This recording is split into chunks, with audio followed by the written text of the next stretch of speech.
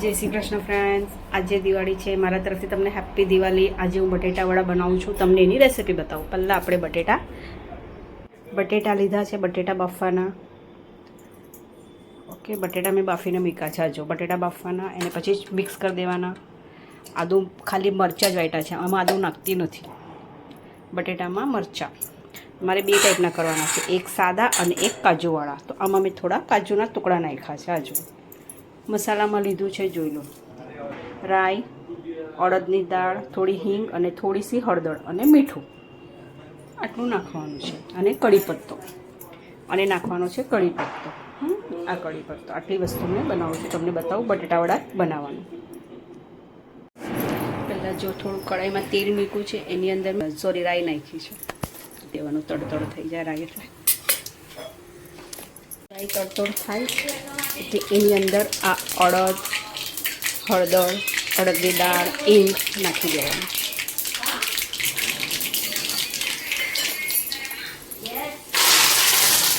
કઢી પત્તો મેં નાખી દીધો અને હવે નાખી આ લીલું મરચું, એ બી થોડુંક વઘારમાં જ નાખી દેવાનું એટલે સારું થાય.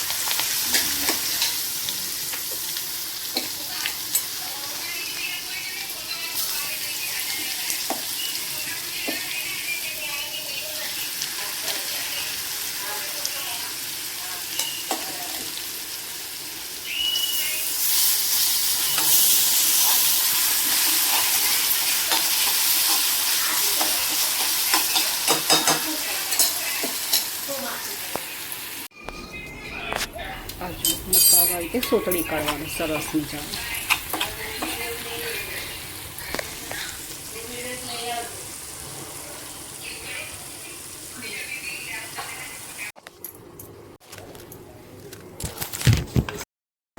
બાજુ હવે જે આપણે શેકવું છે,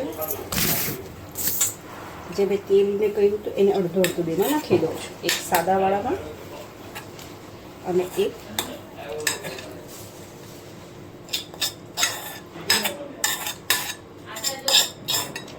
આવી રીતે પછી મિક્સ કરો.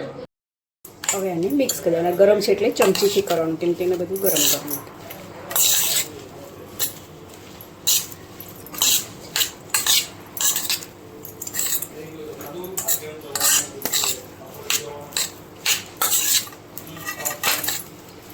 આવી રીતે મિક્સ કરી દેવાનું. આ થઈ જાય એટલે આ બીજું બી મિક્સ કરી દેવાનું.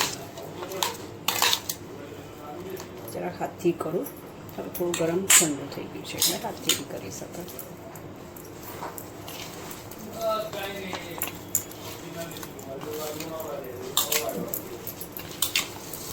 આ કાજુવાળા છે અને આ સાદા છે. મેં બે બનાવ્યા છે, કાજુવાળા એક સાદા.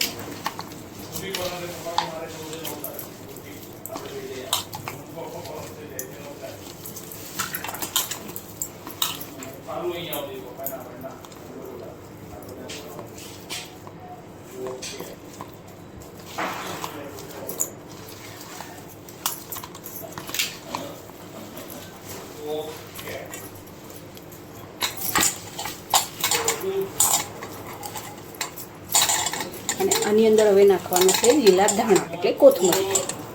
કાપીને ધોઈને કાપીને નાખી દઉં છું બંનેમાં.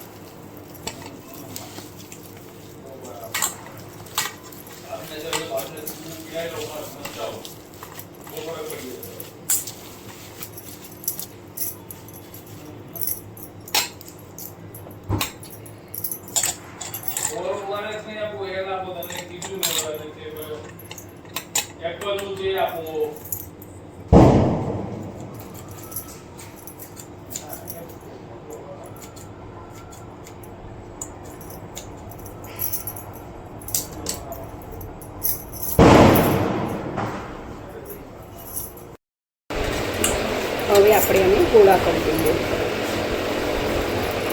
નાના મોટા તમારે જેવા કરવા હોય એવા કરવા.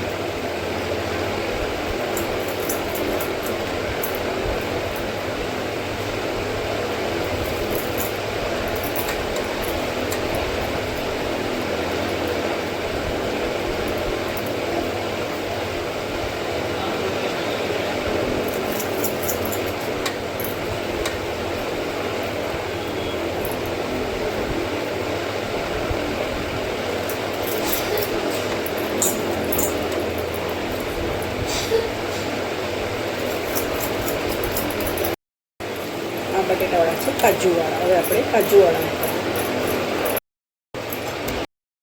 હવે આપણે નારિયેળની ચટણી બનાવીએ. બટાટાવાળા જોડે ખાવા માટે નારિયેળની ચટણી ખાવાની. એ માટે આપણે આને છોલી કરવાનું છે. નારિયેળ ફોડીને જેના પર બધું હોય ને એને છોલી કાઢવાનું પહેલાં. આવી રીતે એકદમ વ્હાઈટ કરી દેવાનું.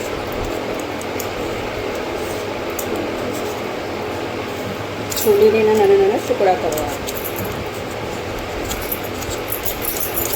હવે આગળ બતાવો. હા જો હવે આપણે ચટણી બનાવવાની છે. ચટણીમાં કોથમરી, આમે કોપરું છોલી કાઢ્યું, આમાં મરચાં વાટેલા છે. એની અંદર જ કોપરું નાખી દઉં છું કાપીને ઝીણું ઝીણું.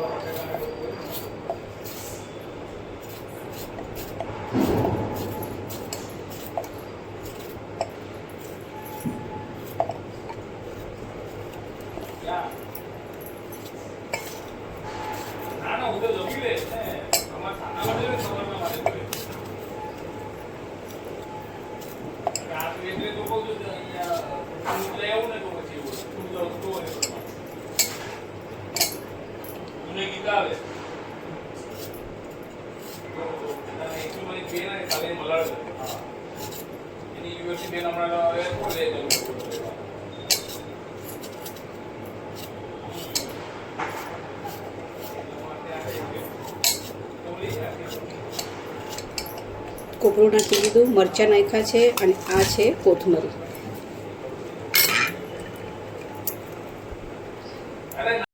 હવે આપણે ચટણી ખાલી કરીએ.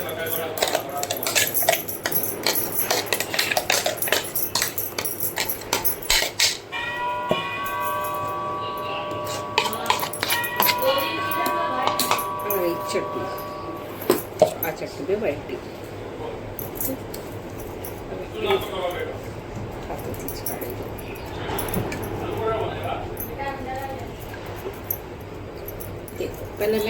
પહેલાં મેં આમાં કાઢી હતી, પણ આમાં મને જરા કલર સેમ લાગ્યો એટલે તમને બતાવવા માટે મેં પાછું સ્ટીલનું વાસણ લીધું. આ રહી ચટણી રેડી. મસ્ત પઈ સરસ મજાની ચટણી કોપરાવાળી. કોપરું, લીંબુ, કોથમરી, મરચ, બસ એ જ, બીજું કંઈ નહીં.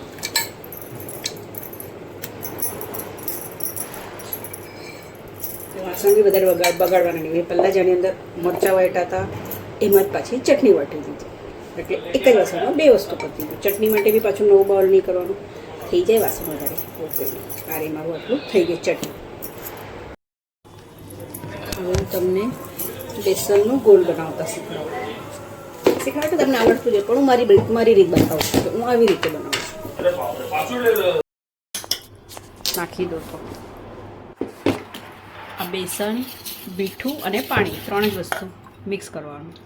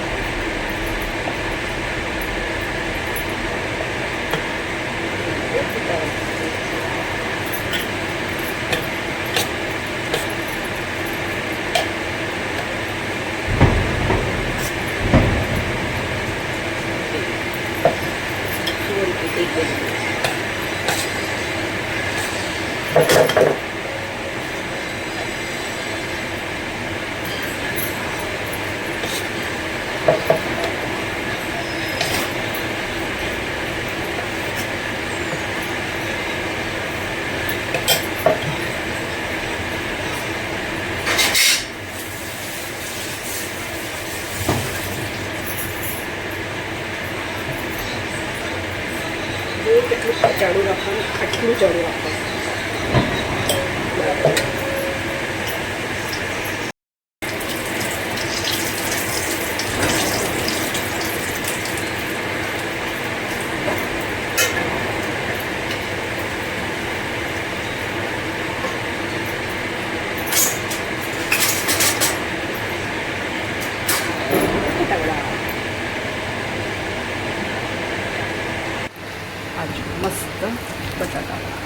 રીતે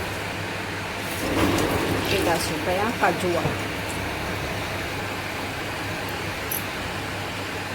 આ કાજુવાળા, આ સાદા. આ કાજુવાળા મેં થોડા રેડ કર્યા છે ને આ જરા યલો કર્યા છે. ઓકે, મારા થઈ ગયા બટાટાવાળા.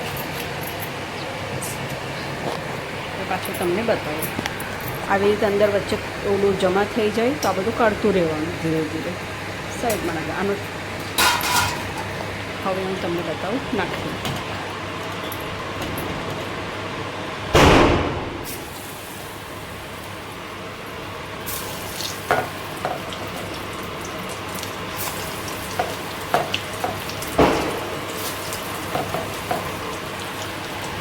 થઈ ગયા.